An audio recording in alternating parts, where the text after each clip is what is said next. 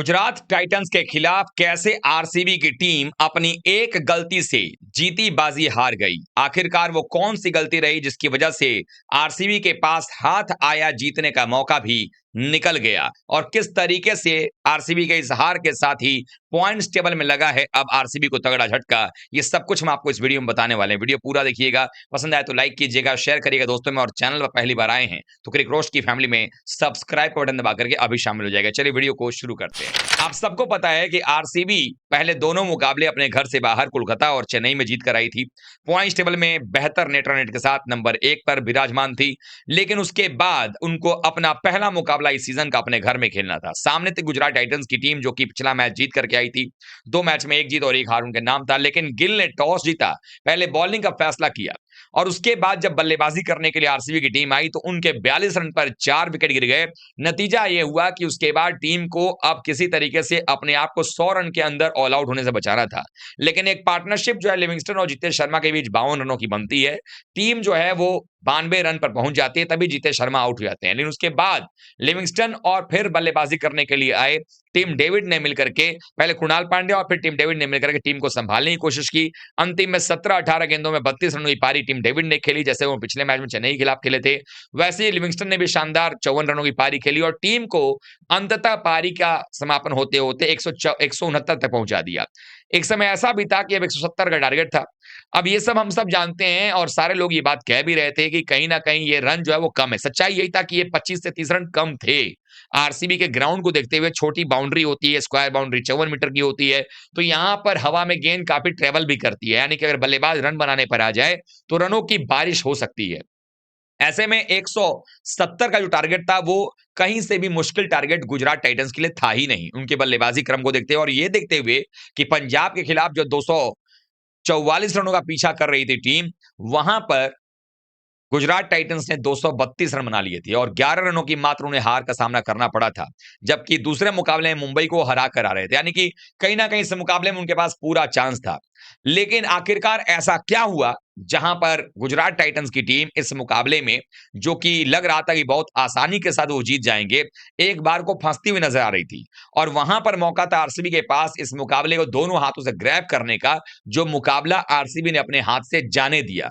आखिरकार वो कौन सी गलती आरसीबी ने कर दिया जिसकी वजह से ये मैच जो आरसीबी का फिर भी हो सकता था वो नहीं हो पाया, वो मैं अब आपको बताने जा रहा हूं। आपको बताऊं कि जब पारी शुरू हुई गुजरात टाइटंस की, तो पावर प्ले जब खत्म हुआ तो 6 ओवर के अंदर में उनकी पावर प्ले में 42 रन बने थे। और उसी ओवर से पहले 5वें ओवर में भुवनेश्वर कुमार ने, जो उनका कोटे का तीसरा ओवर था, उन्होंने चलता किया था शुभमन गिल को 14 रनों के स्कोर पे। और एक समय लग रहा था कि ये जो विकेट गिरा है उसके बाद थोड़ा-सा जो है वो दिक्कत आएगी, नरमी आएगी वहाँ पर, और गुजरात टाइटंस परेशान भी होगा। चूँकि आप सबको पता है कि जो उनके टॉप 3 हैं, उनके टॉप 3 के अलावा एक शरफेन रदरफोर्ड आते हैं बैटिंग करने के लिए बतौर इम्पैक्ट प्लेयर। बाकी मिडल ऑर्डर जो है नंबर 4 के बाद कुछ खास नहीं है गुजरात टाइटंस का। ऐसे में ये था ज़रूरी कि आरसीबी की टीम थी वो विकेट जल्दी-जल्दी निकालती। लेकिन हुआ इसके उल्टा। हुआ दरअसल ये कि जब इम्पैक्ट प्लेयर के यूज़ करने की बारी आई तो आरसीबी को सुयश शर्मा को इम्पैक्ट प्लेयर के तौर पर लाना चाहिए था, कोई ड्यू था नहीं। अगर उनको लाते तो यहां पर हमने ये देखा कि जब गुजरात टाइटंस बॉलिंग कर रही थी तो साई सुदर्शन, जिन्होंने कि 90 किलोमीटर प्रति घंटे की रफ्तार से कम की रफ्तार वाली जब गेंद डाली, उनके खिलाफ रन बनाना मुश्किल रहा। बड़े किफायती रहे, 5 का इकोनॉमी डाला उन्होंने, विकेट भी निकाल करके ले गए। ऐसे में सुयश शर्मा एक लेग स्पिनर थे और वो अगर रहते तो शायद वो ज्यादा असरदार होते, गेंद की रफ्तार थोड़ी कम करते तो वो विकेट निकाल कर देते। और जितने आसानी से पेस बॉलर को मारा जा रहा था यहाँ पर बटलर के द्वारा या साई सुदर्शन के द्वारा, उतनी तेज रफ्तार से बल्लेबाजी शायद सुयश शर्मा के खिलाफ नहीं होता। लेकिन यहीं पर आरसीबी ने गलती कर दिया। इंपैक्ट प्लेयर के तौर पर लेकर के आए राशिक सलाम को। राशिक सलाम पहले ओवर में 10 रन खाते हैं।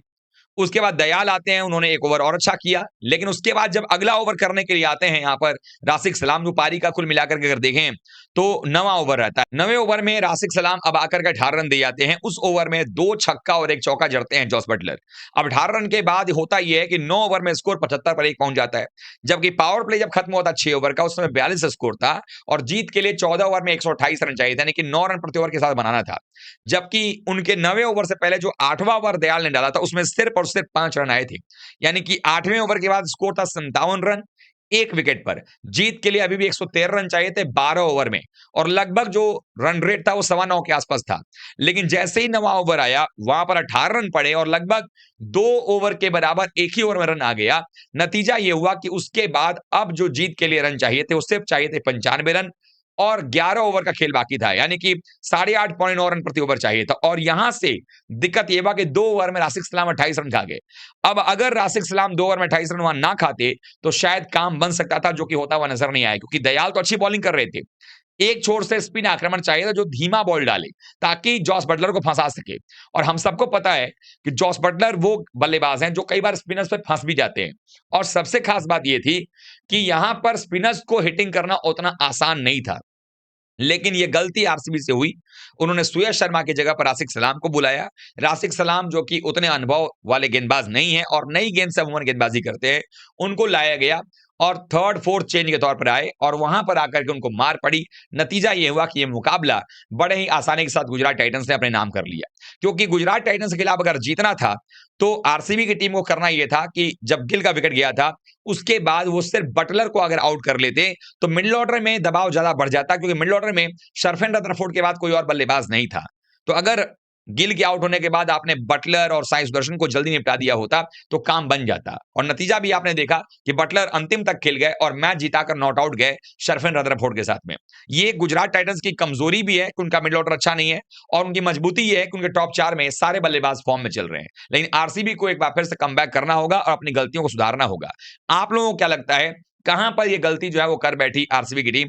आपकी नजर में क्या आरसीबी की टीम को राशिद सलाम की जगह सुयश शर्मा को खिलाना चाहिए था?